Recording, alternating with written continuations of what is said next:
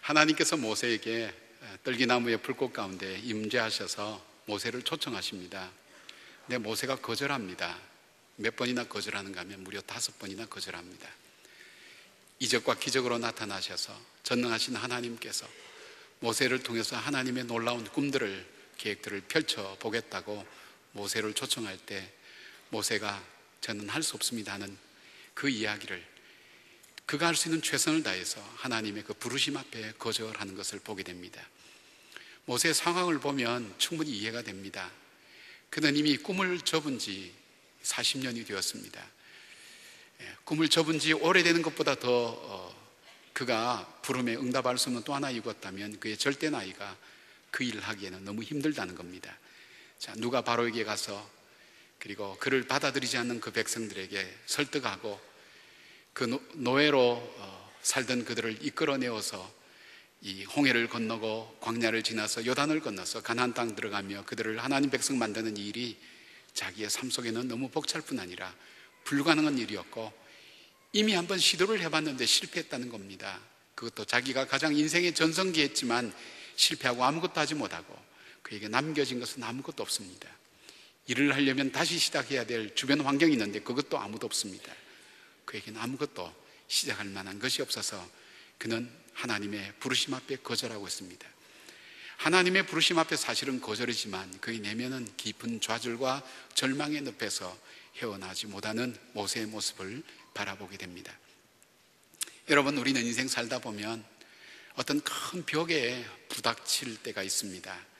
그리고 나는 더 이상 이 일을 할 수 없다고 생각되어지고 때로는 포기하면서 살아가고 때로는 그 앞에 주저앉고 좌절하여서 더 이상 나아가지 못하는, 그래서 오늘 세월은 흘러가지만 내 마음은 그 세월 따라 흘러가지도 못하고 그냥 마음만 정체되어서 때로는 어떻게 해야 될지 알지 못하는 가운데 살아갈 때가 얼마나 많은지 모릅니다. 하나님께서 말씀을 통해서 그를 불러내고 다시 시작하자고 권면하셔도 마음속에 선뜻 따라오지 않는 이유가 뭘까요? 오늘 하나님은 이 모세의 마음을 바꾸십니다. 모세에게 교훈하십니다. 모세로 하여금 하나님의 그 부르심 앞에 응답하도록 만드는 3가지 표적을 보여주십니다. 하나님은 격식 있는 그런 교훈으로 가르치기도 하지만 때로는 기적과 표적을 통해서 사람들의 마음을 깨닫게 하시고 돌이키게 하시고 다시금 힘을 주셔서 하나님의 부르심 앞에 응답하며 살 수 있도록 그렇게 만드는 것을 보게 됩니다. 오늘 주님께서 보여주신 것 자체가 뭐냐면 지팡이를 뱀으로 만드는 그 일들, 그 사건을 통해서 하나님 모세의 마음을 돌이키는 것을 바라봅니다. 사랑하는 여러분, 오늘 여러분의 삶이 난 더 이상 할 수 없다고, 그냥 여기서 이렇게 사는 것이 내가 살아야 될 삶의 모습이 모양이다, 그렇게 여러분 살아가는 삶에서 오늘 주님께서 오늘 우리를 이 땅에 보내시고 우리를 통해서 이루기를 원하시는 그 목적을 위해서 내 삶이 다시 한번 결단하고 쓰임받는 삶으로 초청하시는 주님의 음성을 듣고 믿음의 응답을 통해서 새 일을 시작하는 그 시작이 오늘 모세처럼 우리가 이 말씀이 끝날 때, 이 예배가 끝날 때 여러분 마음속에 새로운 출발의 한 걸음이 내디뎌지는 그런 은혜가 있기를 바랍니다. 오늘 이 하나님은 이 지팡이를 3가지 모습으로 모세에게 보여줍니다. 첫 번째는 모세의 손에 잡힌 지팡이입니다. 2절 말씀 보니까 여호와께서 그에게 이르시되 내 손에 있는 것이 무엇이냐? 그가 이르되 지팡이니이다. 모세가 들고 있는 지팡이는 나무가 죽어서 거기에 물기도 없고 죽어서 메말라 버린 나무 작대기에 불과하죠. 그런데 이 네 손에 있는 것이 무엇이냐는 이 지팡이를 들고 있는 이 모세가 이 지팡이가 어떤 의미인가 하면 지금 자기가 현재 하고 있는 삶의 모습을 나타내고 있습니다. 양들을 치는 목자가 가지고 있는 이 상징적인 지팡이, 그리고 이 지팡이는 자기가 힘들 때 산을 올라갈 때 짚고 올라가는 그런 지팡이이기도 합니다. 자기의 버팀목이 되어주기도 하고 또 때로는 자기가 위기에 처했을 때 이 지팡이로 그 위기를 모면하는 그런 목자됨의 현재 자기 삶에 대한 모습을 이야기해주는 그런 지팡이이기도 합니다. 또한 이 지팡이 속에는 모세의 과거 이야기가 사실은 담겨져 있습니다. 네 손에 있는 것이 무엇이냐? 지팡이다 할 때 이 지팡이 속에는 모세가 걸어온 걸음걸음이 이 지팡이를 잡기까지의 그 역사가 이 지팡이 속에 있는 것을 봅니다. 여러분 잘 아시는 것처럼 고대 근동지방의 가장 강력한 나라의 차기 대권자로서 모든 것을 다 갖춘 사람이었습니다. 그에게는 지혜와 은변과 술수와 힘과 능력을 갖추고 세상의 역사와 인간의 운명을 바꿀 만한 위치와 권세를 가진 사람이었습니다. 사도행전 보면 스데반이 이스라엘 역사를 얘기할 때 바로 이 모세야말로 인간적으로 완벽한 지도자로 세워질 만큼 모든 것을 갖춘 사람이라고 그렇게 이야기하고 있습니다. 그의 손에는 사실 지금 쥐어져 있다면 이 지팡이, 목자의 상징 지팡이가 아니라 나라를 통치하는 홀이 그의 손에 집혀져 있어야 되는 것입니다. 근데 그는 모든 완벽하게 다 갖추었지만 이스라엘 백성들을 구원하겠다고 나섰다가 예굽 사람을 죽이고 그 예굽 사람을 죽인 것 때문에 그는 모든 것 그만두고 광야로 도망하지 않을 수가 없었습니다. 자기가 위하고 구원해 주겠다는 그 이스라엘 백성들로부터도 배척을 당하고, 그리고 애굽 사람이 자기까지도 별로 좋아하지 않았던 저 광야에 양치는 사람들, 그래서 그는 세상을 지배하고 역사를 지배하고 환경을 만들어가는 힘을 가진 그가 사람에게 지배를 당하고 자연에게 지배를 당하고 환경에 지배를 당하는, 그리고 가장 자기가 증오했던, 미워했던, 그리고 자기가 대수롭지 않게 생각했던 그 사람들의 도움을 받아서 살아야 되는 그런 신세로 전락하게 된 것입니다. 그래서 그가 살아온 걸음이 오늘에 이르게 된 것입니다. 주님께서 그 질문을 하신 이유가 뭘까요? 모세는 과거에 대단했던 모습과 더불어서 그 대단함이 하루아침 아무것도 안 있는 것이 되어서 가장 피곤하고 지치는 인생길, 포기와 절망, 꿈을 접어버린 목자로서 이 광야에서 동물과 함께 사는 바로 그런 40년의 세월을 지내왔던 그 역사를 그는 이 지팡이 속에 들고 있는 겁니다. 그 주님께서 네 손에 있는 것이 무엇이냐, 지팡이니이다, 그 말씀하게 하면서 지난날 모세의 현실을, 돌아온 삶을 하나님은 보게 하신 겁니다. 오늘 하나님께서 우리에게 이 말씀을 통해서 우리에게 자주 보여주는 것이, 너가 지금 하고 있는 것이 뭐냐, 너의 현실이 무엇이냐, 그 질문 속에는 네가 어떻게 살아왔느냐, 어떻게 걸어왔느냐 하는 것을 주님께서 묻습니다. 여러분 중에는 대단한 분들 참 많습니다. 청운의 꿈을 안고 나는 반드시 이렇게 살리라, 나는 좀 대단한 인물로 살리라, 남들이 알아주는 굉장한 사람인 줄 알고 살았는데 현실 속에 부닥치면서, 그리고 나도 원치 않은 환경 속에 묻히면서 오늘 많은 것을 내가 접고 포기하지 않으면 살아갈 수 없는 삶 속에서 하루하루 그냥 의미 없이 살아가는 그런 삶으로 있는 우리 현실들을 하나님은 보기를 원하시는 것입니다. 바로 이 지팡이, 모세의 손에 잡혀진 이 지팡이를 통해서 오늘 내가 어디에 있는지, 무엇을 하는 사람인지, 어떤 형편에 있는지 하나님 먼저 우리에게 보기를 원하십니다. 두 번째, 이 지팡이는 무슨 지팡이입니까? 모세의 손에 놓여 뱀이 된 지팡이였습니다. 3절 말씀입니다. 여호와께서 이르시되 그것을 땅에 던지라 하시매 곧 땅에 던지니 그것이 뱀이 된지라. 모세가 뱀 앞에서 피하며 되었습니다. 모세는 이 뱀을 보며 순간적으로 두려워서 피하면서 자기 속에 진정으로 자기가 두려워하는 것이 무엇인지를 그 본능 속에서 발견하게 됩니다. 하나님은 오늘 이 모세로 하여금 이 자기 손에 놓여진 이 지팡이가 뱀이 되는 이 사건을 통해서 모세의 마음 깊은 곳 속에서 숨겨져 있는, 모세가 하나님 말씀대로 따라오지 못하고 하나님 말씀을 믿지 못하는 그 불신앙의 그 뿌리를 무엇인가 하나님은 모세에게 보기를 원하시는 것입니다. 성사학자들이 뱀을 사단의 상징으로도 해석할 수 있지만 애굽의 왕권을 상징하는 것으로 보게 됩니다. 그래서 바로가 쓰고 있는 왕관에는 항상 코브라가 새겨져 있거나 죽은 코브라를 붙이고 다녔다고 합니다. 모세는 히브리 백성을 돕다가 애굽 군인을 죽이고 맙니다. 그래서 바로의 저주와 복수를 피해서 광야로 도망하게 됩니다. 순간적으로 모세는 그 내면 깊숙한 곳에 자기 속에 애굽의 힘과 그 능력을 두려워하는 그 두려움이 그 속에 있다는 것을 스스로 발견하게 됩니다. 40년 전까지만 해도 그는 스스로 이스라엘 백성들의 지도자로 세워질 능력과 자격이 되는 사람으로 생각했습니다. 그러나 이스라엘 백성을 돕다가 누가 너를 우리의 지도자로 세우느냐는 냉대와 거절함을 받을 때 그는 더 이상 이스라엘 백성을 위해서 앞장서서 나갈 의욕과 용기를 잃어버린 것입니다.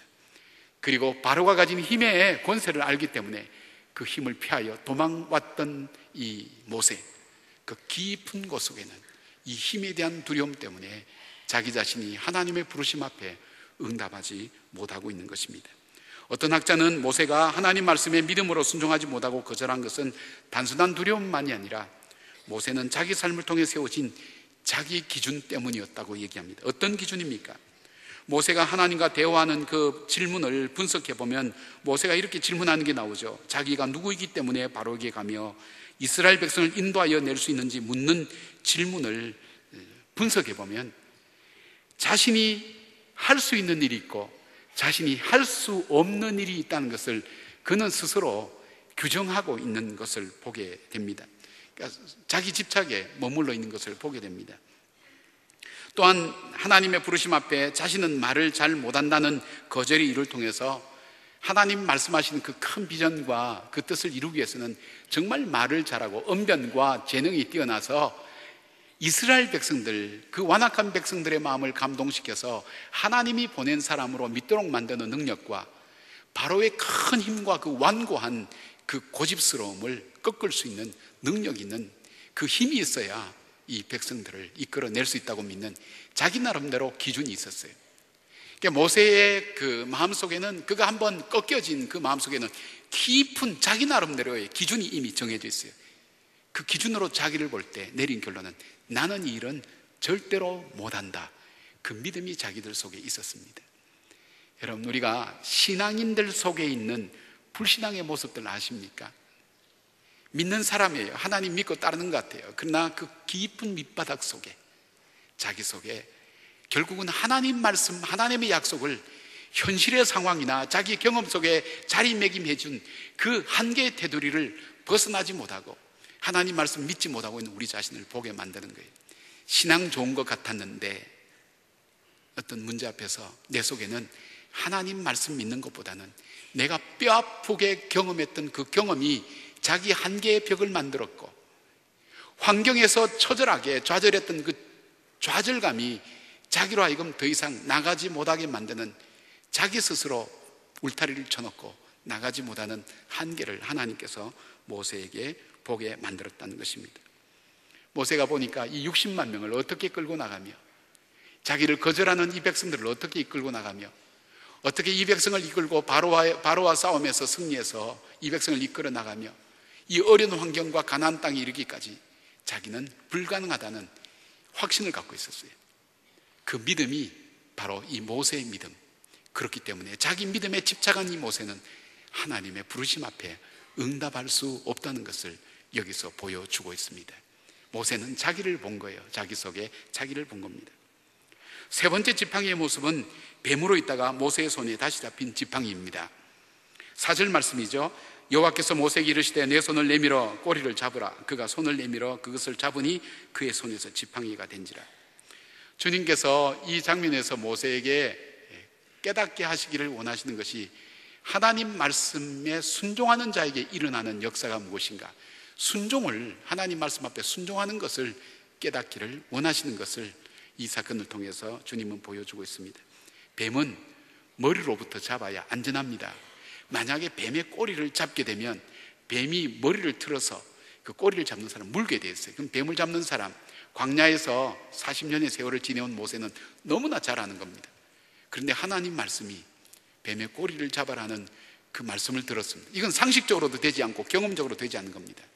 순간적으로 모세는 자기가 할 수 있다고 생각했겠죠. 꼬리를 잡는 순간 그것이 지팡이가 되어서 자기 손에서 마음대로 휘둘 수 있는 바로 이 지팡이가 되는 것을 그가 경험하게 됩니다. 이 지팡이는 여러분 말씀드린 것처럼 이 애굽의 상징, 바로의 상징이라고 저 뱀은 그렇게 말씀드렸죠. 지금 모세가 두려워하고 무서워하고 자기로 하여금 좌절하게 했던 이 바로와 그리고 애굽을 모세가 불가능한 것, 할 수 없는 그 꼬리를 잡을 때 자기가 잡고 흔들 수 있는 지팡이가 된 것을 통해서 무엇을 모세에게 깨닫고 가르치기를 원했는가 하면, 네가 불가능하다고 얘기했던 아무리 강하고 담대했던 애굽이라 할지라도 하나님 말씀에 순종해서 자백되게 될 때는 너가 그것을 능히 물리칠 수 있고 이 일을 감당할 수 있다는 것을 주님께서 확인시켜 주신 것을 보게 됩니다. 두려운 존재지만 하나님 말씀 순종할 때 나타나는 주의 역사를 모세로 하여금 보게 만드는 것을 이 말씀은 오늘 우리에게 증거하고 있습니다. 지팡이는 처음에 잡은 지팡이와 마찬가지 똑같아요. 그런데 이 지팡이가 바뀌어진 거예요. 지팡이가 바뀐 게 아니라 모세의 마음이 바뀌어진 거예요. 전에는 자기의 실력과 자기의 현실의 삶의 모습과 자기가 가진 능력과 자기의 꿈과 자기의 생각을 가지고 살던 이 모세가 자기가 살아온 삶의 모습이 좌절과 절망의 상징의 지팡이였다면 지금은 불가능한 것을 할 수 있는 하나님의 지팡이로 바뀌어진 것을 보게 됩니다. 출애굽기 4장 20절에 보니까 하나님은 이 지팡이를 이렇게 부르고 있습니다. 모세가 그의 아내와 아들들을 나귀에 태우고 애굽으로 돌아가는데 모세가 하나님의 지팡이를 손에 잡았더라. 사랑하는 여러분, 하나님께서 우리로 하여금 믿음의 삶을 살도록 하나님께서 이 땅에 우리를 보내신 그 목적에 합당하게 살도록 우리를 부르실 때는 모세를 부르신 이 동일한 패턴을 하나님께서 사용하신 것을 봅니다. 여러분, 하나님께서 예수님께서 베드로를 부르셨습니다. 그런데 베드로를 만나실 때 베드로에게 가장 하고 싶었던 마지막 최후의 부탁이 뭘까요? 내 양을 먹이라고 부탁하고 싶었을 것입니다. 근데 베드로가 세상에서 가장 아름다운 주는 그리스도시요 살아계신 하나님의 아들입니다는 이 신앙 고백 들을 때도 이 부탁하지 않았습니다. 그리고 무리를 걷는 놀라운 기적과 이적을 체험할 때도 이걸 부탁하지 않았습니다. 그가 예수님을 따르겠다고 배와 그물을 버려두고 가족을 버려두고 따를 때에도 예수님을 지키겠다고 칼을 빼어서 로마 군인과 대적할 때에도 주님은 베드로에게 이 부탁을 하지 않았습니다. 참 거대했던 대단했던 리더십을 가진 이 베드로가 계집아의 말 3마디 앞에 이 여지없이 무너지고 부서지면서 그는 아무것도 아닌 존재가 되어버렸습니다. 예수님께서 너가 다 굴기 전에 나를 3번 부인하라는 그 말씀을 듣고 그가 나가서 깊게 울면서 자기를 본 거예요. 내가 대단한 존재가 아니구나. 작은 것 앞에 내가 쌓은 모든 것이 한순간에 무너질 수 있는 정말 연약한 존재구나 하는 것을 베드로는 거기서 깨닫게 됩니다. 주님이 부활하셨다는 소식을 듣고 베드로는 제일 먼저 무덤에 들어가서 확인해 보지만 부활한 예수님을 만날 수 있는 자기의 자격이 없다고 생각해서 그는 자기의 일터로 돌아갑니다. 바닷가로 돌아갑니다. 거기서도 밤새도록 고기를 잡았지만 한 마리도 잡지 못합니다. 자기 비즈니스에 있어서도 실패한 사람입니다. 세상에서 가장 자기 인생의 역사상 가장 자기는 아무것도 할 수 없다고 다시 재기할 수 없고 시작할 수 없는 바로 그 베드로에게 주님은 찾아가셔서 가장 소중하고 부탁하고 싶은 내 양을 먹이라는 부탁을 하게 됩니다. 새로운 위임과 새로운 출발을 하게 됩니다.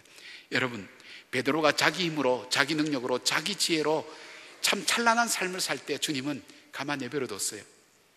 그러나 베드로가 정말 자기가 누구인가를 하나님 앞에서 발견하게 한 다음 자기는 아무것도 할 수 없다는 가장 연약함, 자기 스스로는 할 수 없다는 그 연약함이 그 속에 들어왔을 때 주님은 그로 하여금 그 말씀에 순종할 때 찾아와서 주님께서 그러잖아요. 부르실 때와 베드로에게 다시 용기를 줄 때 배 오른편에 그물을 던져라, 깊은 데로 가서 그물을 던져라 하면서 그가 말씀에 의지하여 그물을 내릴 때 자기가 밤새도록 찾던 그 고기를 잡는 그것을 깨닫게 해주시면서 무엇을 말씀합니까? 말씀에 의지하여 살 때에, 하나님 말씀 의지할 때에 그때 잡혀지는 놀라운 결과와 결실들을 보게 하면서 주의 말씀에 순종하는 삶이 얼만큼 복되고 아름다운 삶인가 하는 것을 주님께서 보여주고 있습니다. 오늘 본문에 나오는 모세를 회복케 하시고 믿음으로 응답하게 하는 기적의 시작을 여러분 잘 살펴보십시오. 하나님은 모세에게 내 손에 무엇이 있느냐 그렇게 질문했지 네가 이 일을 하기에 뭐가 부족하니 이런 질문을 하지 않았습니다. 좀 역설적인 얘기일 수 있지만 주님께서 모세에게 내가 말하는 이 일 하기에 네가 부족한 게 뭐냐 그러면 이 모세는 입에 침을 튀기면서 얘기했을 거예요. 나를 보라고, 나의 연약함을 보라고, 그리고 나의 환경을 바라보라고, 그리고 내가 일할 수 있는 모든 여건들과 그리고 대상들을 바라보라고, 내가 할 수 없는 사람인가 너무나 잘 알지 않느냐 그렇게 이야기하는데 전념했을 거예요. 그러나 이 모세에게 네가 갖고 있는 것이 뭐냐 물어보니까 지팡이라고 자기가 갖고 있는 것을 물어봤어요. 그러나 이 지팡이는 불가능의 상징이었어요. 주님은 이 불가능의 상징 이것을 가지고 주의 역사를 일으키는 겁니다. 안 된다고 하는 그것에서부터 하나님의 말씀에 순종하는 이 모세에게 하나님께서 열어가시는 주의 역사를 보게 만듭니다. 베드로에게 동일하게 역사하는 것을 보게 됩니다. 베드로와 모세 속에 깊게 숨겨진 하나님 말씀을 믿지 못하는, 자기 자신의 경험을 믿고 세상 사람들의 판단과 자기 지식과 배워온 것을 믿는 그 믿음이 갖다주는 그 신앙인 속에 있는 그 불신앙의 그 뿌리를 주님은 보게 하시는 거예요. 그리고 자기의 연약함을 진지하게 고백하고 하나님 말씀 앞에 순종하는 삶, 그것으로 인해서 시작하는 것을 보게 만듭니다. 만약에 모세가 애굽의 그 능력과 그 권세를 가지고 이스라엘 백성 인도했다면 모세는 하나님을 섬길 사람 아닙니다. 자기의 권세와 자기의 능력과 자기의 대단한 것을 자랑하는 사람 되어서 하나님께서 영광받지 못했을 것입니다. 하나님 우리를 통해서 영광받기를 원하십니다. 영광받기를 원하신 것은 나의 힘이 아니라 전적인 하나님의 은혜입니다라는 그 고백이 나오도록 하나님 만드신 겁니다. 내가 불가능합니다는 그것을 통해서 하나님은 가능하게 하셔서 모세 이 죽은 지팡이, 아무것도 할 수 없는 이 지팡이를 가지고 하나님 반석을 쳐서 물을 나오게 만듭니다. 홍해를 가르게 만듭니다. 이스라엘 백성을 인도하게 만드는 것을 보게 합니다. 광야에서 장정만 5,000명 모였을 때 예수님께서 이 사람들에게 너희가 먹을 것을 주어라 그럴 때 우리는 못합니다 하는 그 백성들에게, 그 제자들에게 묻죠. 너희에게 무엇이 있느냐? 보리떡 5개와 물고기 2마리밖에 없습니다. 정말 이 5,000명 먹이기에는 턱도 없이 부족한 불가능 그 증거를 제시하는 바로 그것을 가지고 주님은 5,000명을 먹이시고 12광주를 거두는 역사를 일으키게 하면서 순종하는 삶, 말씀에 순종하는 삶이 만들어가는 이적과 기적의 믿음의 삶에 대해서 이 제자들에게 또 사람들에게 가르치고 계십니다. 여러분, 하나님의 크고 놀라운 일은 우리의 능력에 달려있지 않다고, 우리의 환경에 달려있지 않다고 하나님 그것을 계속 우리에게 말씀하시고 이스라엘 백성들에게 말씀하십니다. 그러기 위해서 극단적으로 하나님께서 계속 보여주십니다. 이 고고학에서도 발견되는 이 여리고성, 경고에서 결코 무너지지 않는 이 여리고성은 결국 무엇으로 무너졌습니까? 대포로 무너졌습니까? 아닙니다. 백성들이 함성 소리와 나팔소리로 무너지게 된 겁니다. 여러분, 삼손은 나귀 득배로 블레셋 군대 1,000명을 죽였습니다. 칼도 아닙니다. 창도 아닙니다. 활도 아닙니다. 나귀 득배입니다. 기드온과 300용사는 나팔과 항아리로 메뚜기 때보다 더 많은 미디안과 아말렉 연합군을 완전히 섬멸했습니다. 다윗은 어떤 용맹스러운 장수도 도전하지 못하는 이 블레셋의 골리앗 장군을 돌멩이 하나로 죽이도록 하지 않았습니까? 하나님이 주시는 메시지가 뭘까요? 네 힘으로는 안 된다는 거예요. 말씀에 순종할 때 불가능 그 증거가 하나님께서 그걸 통해서 가능하게 하시고 역사를 열어가시는 그것을 보여주면서 너가 정말 의지할 것은 네 능력도 네 자신도 네 지혜와 네 지식도 아니라 바로 하나님이라는 것을 이 백성들에게 가르치시는 것을 봅니다. 사랑하는 여러분, 오늘 우리의 작은 것이 하나님께 드려질 때 하나님은 크고 놀라운 일의 도구로 쓰임받게 되는 것입니다. 오늘은 우리가 작은 책을 앞으로 자라는 아이들을 위해서 드리는 시간을 갖고 있습니다. 위대한 사람 만드는데 내가 책 한 권 냈다고 그 아이가 위대하게 됩니까? 그럴 리가 없습니다. 불가능합니다. 그래서 내가 책 한 권 낸다고 해서 내가 무슨 일이 일어나겠는가 쉽게 생각합니까? 그것은 여러분 속에 있는 불신앙의 모습입니다.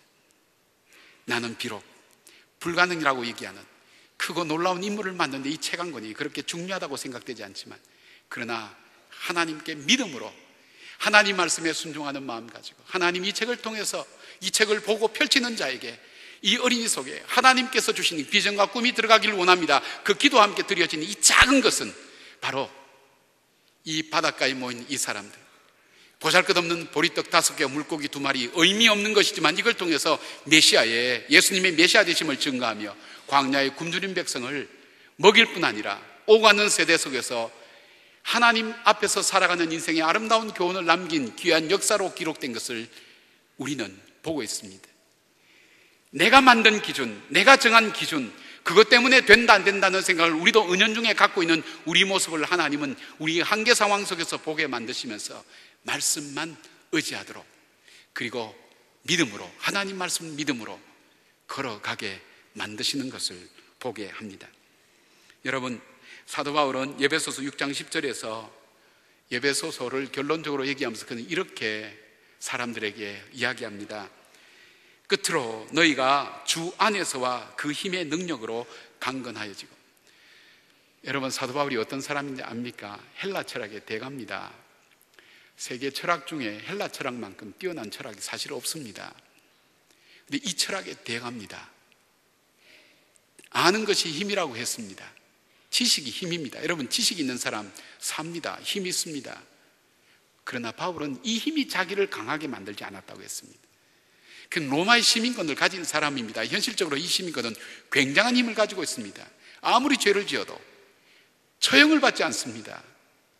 그리고 아무리 자기가 죄가 분명하다 할지라도 자기가 로마 황제에게 자기가 그 재판을 받겠다 그러면 이유 없이 그를 로마로 보내야 됩니다. 그만큼 권한과 그리고 그 사람을 보호하는 것이 로마의 시민권입니다. 어느 나라 경계를 넘을 때도 불입했습니다. 굉장한 특권입니다. 엄청난 힘을 가지고 있습니다. 그런데 이것이 자기로 하여금 힘을 주는 것이 아니라고 했습니다. 그래서 바울의 신학의 특징은 엔 그리스토스입니다. 예수 안에서, 내가 주 안에서 강건해질 수 있다고. 내가 주님을 통해서 주님과 더불어 주님 말씀 순종하는 것이 내 인생 속에 참된 능력이었고 힘이었다고 그는 그렇게 고백하고 있습니다. 고린도서 2장 5절에 너희 믿음이 사람의 지혜에 있지 아니하고 다만 하나님의 능력에 있게 하려 하였노라. 그는 자기 가진 지혜로 복음을 전파하지 않았다 그랬어요. 어리석게 보인다 할지라도 하나님의 이름으로 그 말씀에 순종해서 그렇게 가르치려고 하는 이유는 이 생명이 살아나고 이 땅을 살아가면서 하나님의 역사를 만들어가는 것이 사람의 지혜와 능력이 있지 않고 하나님의 약속과 말씀 속에 있다는 것을 너에게 가르치려고 함이라고 그렇게 말씀하고 있습니다. 요한복음 15장 5절에 제자들에게 예수님은 간곡하게 그리고 간절하게 분명하게 말씀합니다. 나는 포도나무요 너희는 가지라. 그가 내 안에 내가 그 안에 가면 사람을 열매를 많이 맺나니 나를 떠나서는 너희가 아무것도 할 수 없습니다. 예수님 떠나서 할 수 있는 거 많죠, 여러분. 그렇죠? 마음으로는 그렇다고 대답하시잖아요. 그죠? 네. 예수님은 그렇게 말씀 안 하셨어요. 이 말씀 뭐냐면 내가 하나님의 사람답게 생명을 살리고 정말 소망을 증거하고 주님이 나를 이 땅에 보내신 그 목적에 합당하게 가장 보람 있는 삶으로 살아갈 수 없다는 거예요. 그 일을 하는 데는 내 힘으로 할 수 없다는 거예요. 모세의 위대한 지식과 훈련이 사람 한 사람 쉽게 때려 죽이는 것으로 끝났다면 오늘 우리가 가진 것으로는 죄를 지을 수밖에 없는 거예요. 그러기에 주님은 주의 말씀 앞에 온전히 서라고 우리에게 오늘 가르치고 있습니다. 지난주에 청년부 한 자매가 대학을 졸업하고 직장에 들어가서 저에게 이런 얘기를 합니다. 목사님, 안 될 것 같아요. 믿음으로 산다는 게 너무 힘들어요. 너무 어려워요. 예, 맞습니다. 믿음으로 사는 것 어렵습니다. 좌절해야 됩니다. 절망해야 됩니다. 그 믿음마저도 내 것이 아니라는 것을 인정할 때까지 말입니다. 그리고 연약해진 나에게 순수하게 그 말씀만 의지하고 살아가는, 매일매일 그 말씀만 의지하고 살아가는, 거기서부터 그의 길이 열려지고 그의 삶이 믿음의 삶이 된다는 것을 하나님은 그를 통해서 나타내기를 원하시는 것입니다. 그래서 우리의 두려움은 내가 무엇을 가지고 있느냐, 환경이 얼만큼 나를 도와주느냐, 그걸 두려워할 것이 아니에요. 현실과는 동떨어진 얘기처럼 여러분 들려질지 모르겠지만 진정한 우리의 두려움은 정말 내가 오늘도 하나님 말씀 의지하여 살아가는가 하는 것입니다. 하나님은 이것을 우리에게 가르치기 위해서 수없이 우리 삶 속에 우리를 주저앉게 만들고 낙담하게 하는 일들을 예비해 두시고 우리를 테스트해 가신다는 것 여러분 아십니까? 오늘 내 인생에 정말 아름다운 삶은 환경과 주위 여건과 내 능력이 있는 것이 아니라 얼만큼 내가 하나님 말씀에 순종하고 살아가고 그 말씀대로 살아가는가 달려 있습니다. 여러분도 이 말씀 듣고 은혜 받지만 저도 이 말씀 듣고 저 자신 돌아보는 거예요. 제가 말씀드린 것처럼 저는 제 삶을 그만두어야 되겠다고 생각한 적이 생각보다 많습니다. 요즘 와서 내가 왜 이리 비관적으로 바뀌었을까 하는 생각을 참 많이 할 정도로 연약합니다. 그리고 우리 교회 처음 맡고 사역할 때에도 많은 사람이 공통적으로 그랬어요. 저 목사 1년 만에 나온다 그러고, 제가 저를 잘 아는 어느 목사님이 제게 간접적으로 들려올 때 그 사람이 어떻게 그 일을 할 수 있을까 하는 그 얘기도 제가 들었어요. 저와 가까이 오래전부터 알던 부목사 한 분이 목사님 이 교회는 목사님 능력으로 안 됩니다. 다른 임지를 찾으셔야 될 것 같습니다. 그렇죠, 인정합니다. 여러분, 제 능력으로는, 여러분 보시니까 주일날 설교만 하고 왔다 갔다 하니까 목사는 맨날 뭐 하나 그래 보입니까?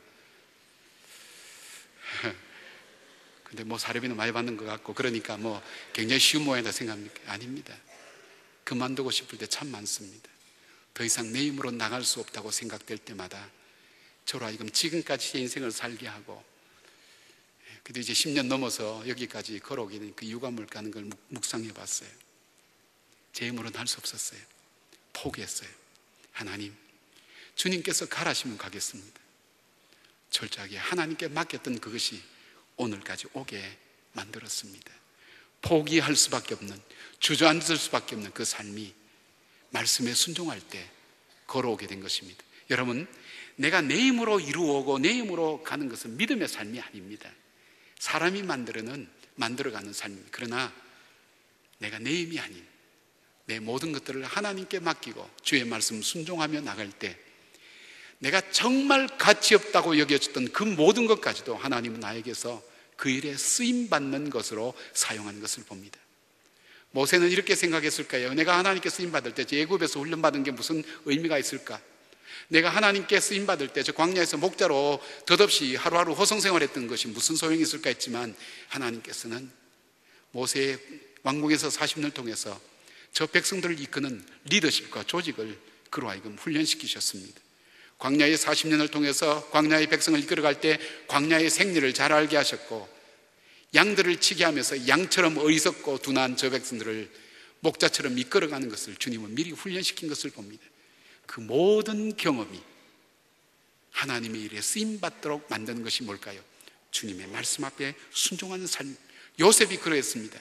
그에게 노예로 들어간 삶이 무슨 도움이 되며 죄수의 삶이 무슨 도움이 되겠습니까? 그러나 정작 하나님께서 그를 역사 무대에 들어서 세우실 때 그는 가정의 노예로 있었던 그것이 가정경제를 배우며 국가경제를 알게 되었고, 감옥에서 세상을 알게 되는 놀라운, 그에게서는 훈련과 공부의 학교가 되었다는 것을 깨닫게 되는 것입니다.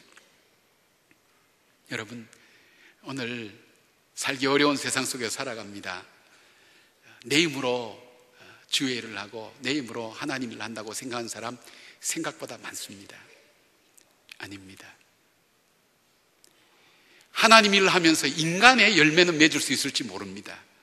육체의 열매를 맺을 수 있을지 모릅니다. 그러나 성령의 열매는 맺을 수가 없습니다. 하나님이 원하시는 삶의 사역의 열매를 맺을 수는 없습니다.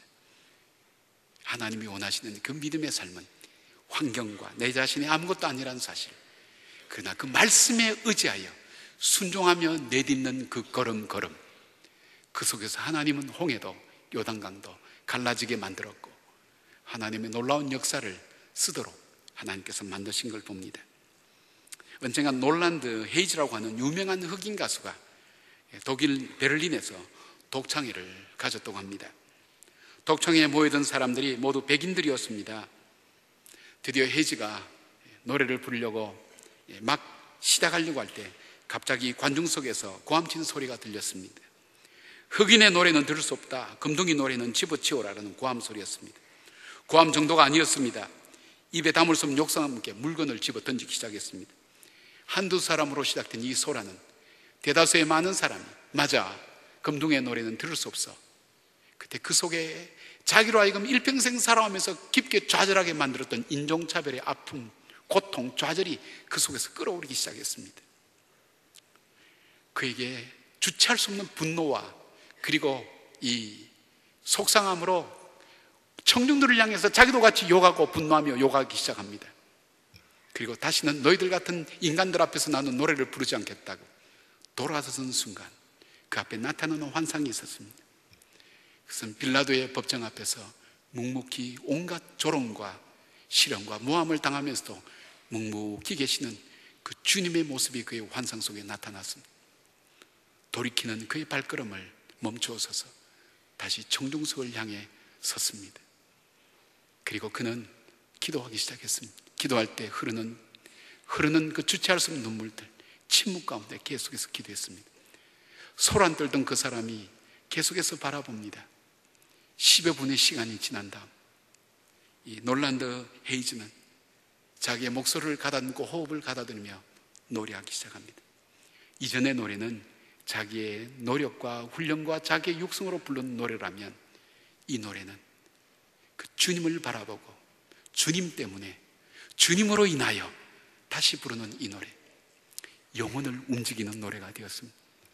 반대했던 수많은 사람들, 고함 질렀던 그 사람들 속에 이 인종차별의 그 높고 두꺼운 장벽이 무너지며 그들 속에 그들의 마음이 열려지고 그들의 노래가 아니라 그 노래를 통해 삶이 바뀌어지는, 가치관이 바뀌어지는 놀라운 변화를 경험하게 됩니다. 우리와 같은 박수가 쏟아지며 그 독장에는 끝나며 많은 사람에게 감동의 이야기를 남기게 됩니다. 여러분, 놀란드 헤이즈라는 사람이 겪었던 그 10분간의 시간은 어떤 시간이었을까요? 자기 생애의 가장 긴 시간이 아니었을까요? 내가 어릴 때부터 철저하게 좌절되어 온, 철저하게 나로 하여금 주장게 만들고 꿀안게 만들고 돌아서게 만들었던 이 흑인이라는 인종차별, 그의 상처에 들끓어오는 분노와 아픔들, 다시 할 수 없었지만 자기의 비춰지는 그 주님 때문에 다시 불렀던 그 노래는 믿음의 노래였습니다. 하나님은 우리의 재능으로 일하는 것 그렇게 원치 않습니다. 하나님 믿음으로 일하는 것, 하나님 말씀에 순종해서 주님 뜻에 기뻐하시는 삶을 통해서 하나님께 절대 주권의 자리를 올려드리고 주님 때문에 노래할 수 있고 걸어갈 수 있는 그 걸음 속에는 하나님 주신 재능이, 하나님 주신 환경이, 하나님 주신 모든 것들이 그로 하여금 그 일을 아름답게 만들어가는 도구와 그리고 모든 여건들이 된다는 것을 하나님 우리에게 보여주고 있습니다. 오늘 주저앉고 계십니까? 머물러 있습니까? 나는 할 수 없다는 내 한계의 선 앞에 갇혀서 더 이상 나가지 못하고 계십니까? 예, 여러분은 거기밖에는 할 수 없습니다. 그러기에 오늘 나를 능하게 하신 그 주님의 말씀을 듣고 그 말씀에 의지해서 고난의 자리에서, 낙담의 자리에서 일어나서 한 걸음 걷는, 이제부터는 말씀에 순종하여 살아가는 믿음의 삶 걷는 저와 여러분 되어서 정말 나로 하여금 이 땅에 나를 보내신 하나님 목적, 내가 영광받고 내가 잘 사는 그것이 아니라 나를 보내신 하나님 목적 이루는 그런 삶의 역사를 만들어가는, 정말 인생에 가보지 않은 요단강을 건너고 한 번도 밟아본 일이 없는 가나안 땅을 밟으면서 믿음의 아름다운 역사를 만들어가는 사랑하는 여러분들과 우리 교회가 되기를 주님의 이름으로 축원합니다. 기도하겠습니다.